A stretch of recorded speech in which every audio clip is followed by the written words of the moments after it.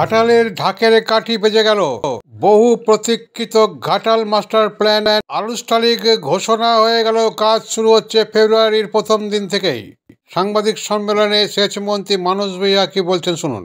আপনারা দেখছেন এখন নজর ইএনসি বাংলা থেকে। আমি ডাক্তার সঞ্জয় সেন আপনাদের সামনে। আমাদের প্রতিনিধি পশ্চিম মেদিনীপুর থেকে চঞ্চল সিদ্ধান্তের ক্যামেরা। দেখুন দেব মানস ভূঁইয়ার সাংবাদিক সম্মেলন। ঘাটাল মাস্টার প্ল্যান শুরু হবে ফেব্রুয়ারিতে। There is a clear answer to the people of Ghatal, Midnapur and Bengal. কেন এই দিনটার জন্য অনেক দিন অপেক্ষা করছে ঘাটালের মানুষ, মিদনাপুরের মানুষ। ঘাটাল ঘাটাল ঘাটাল, বন্যা বন্যা বন্যা, দুমদুম করে বাড়ি পড়ছে, জীবন জীবিকা ধ্বংস হচ্ছে, ফসল নষ্ট হচ্ছে, মানুষের কান্না, রিলিফ রিলিফ রিলিফ। এর শেষ দেখতে চায় বাংলার মানুষ, ঘাটালের মানুষ। আমাদের সাংসদ পার্লামেন্টের ভেতরে দেব বারে বারে প্রশ্ন তুলেছে, কেন্দ্রের সরকার উত্তর দিতে পারেনি। আমার মনে পড়ে আমি রাজ্যসভায় যখন ছিলাম 4 বছর, তখন আমরাও বলেছি বারবার।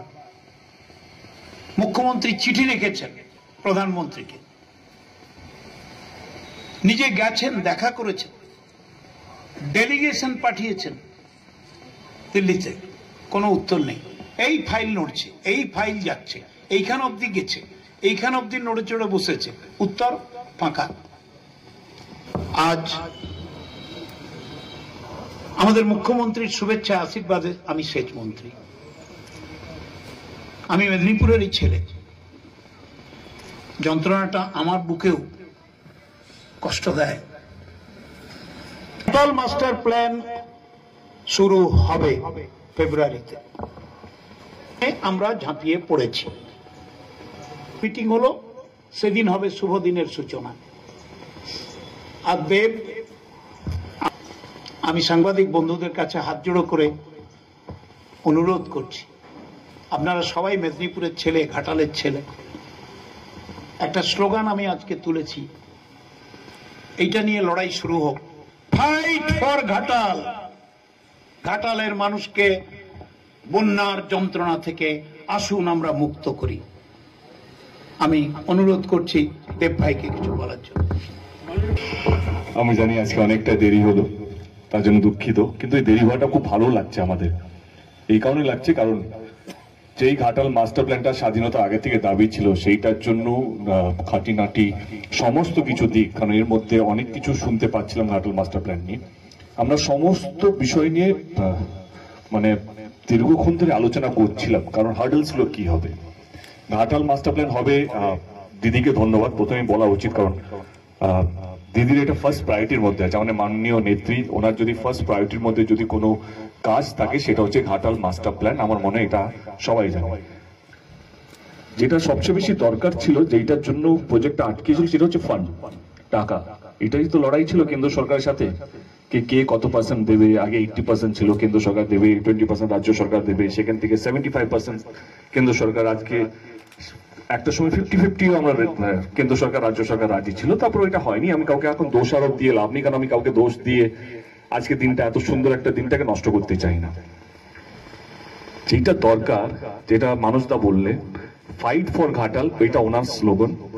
আমার স্লোগান হচ্ছে ইউনাইট ফর ঘাটাল।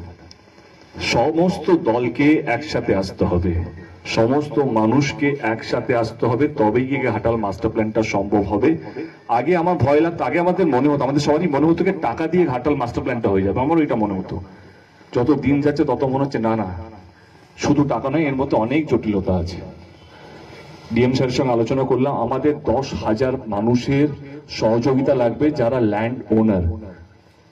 এর মধ্যেই অনেকগুলো মানুষ ভুল বুঝছে, তারা ভাবছে না আন্দোলন নেমেছে। আমি তাদের কাছে, আমরা সাব কমিটি তৈরি করেছি।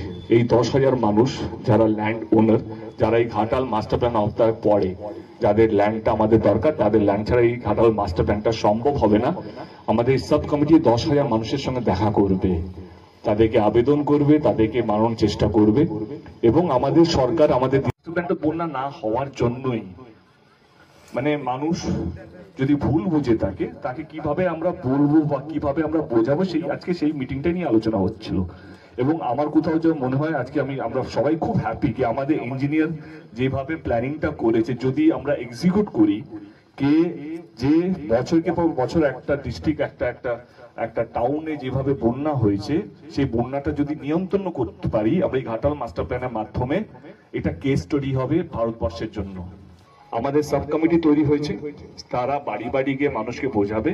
এবং যেটা প্রশ্ন, যেটা ফেব্রুয়ারি থেকে কি শুরু করবো, অফকোর্স যেটা ম্যাটার অফ কনসার্ন, যেখানে আমাদের কারো ল্যান্ড লাগছে না, যেখানে পাম্পিং স্টেশন হচ্ছে, যেখানে আমাদের রেগুলেটর গুলো যেগুলো বন্ধ হয়ে গেছে, বা যে রেগুলেটর গুলো সত্যি আমাদের রিকনস্ট্রাক্ট করতে হবে, বা অনেক জায়গা রেগুলেটর নতুন তৈরি করতে হবে, সেখানে আমাদের ল্যান্ড লাগবে না, সেখানে আমাদের অলরেডি ল্যান্ড আছে, যেটা সরকারি ল্যান্ডই আছে, সেই কনস্ট্রাকশন গুলো শুরু করবো।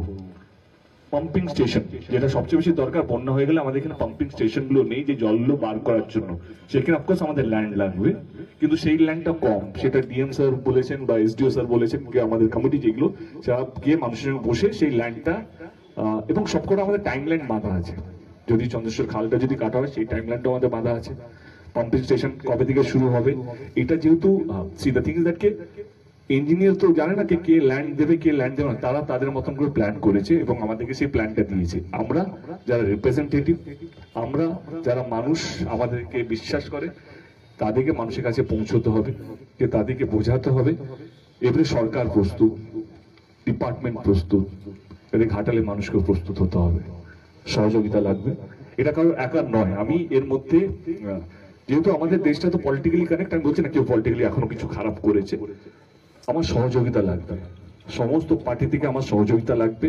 কারণ এইখানে ভোটার শুধু টিএমসি নয়, এখানে সমস্ত দলের ভোটার আছে। মানুষ বাঁচলে ইলেকশন হবে, মানুষ বাঁচলে রাজনীতি হবে। কিভাবে আমরা মানুষকে বাঁচাবো, আমার মনে হয় সমস্ত দলের একটাই লক্ষ্য হওয়া উচিত, কিভাবে আমরা এই ঘাটাল মাস্টার প্ল্যানটাকে বাস্তবিক করবো।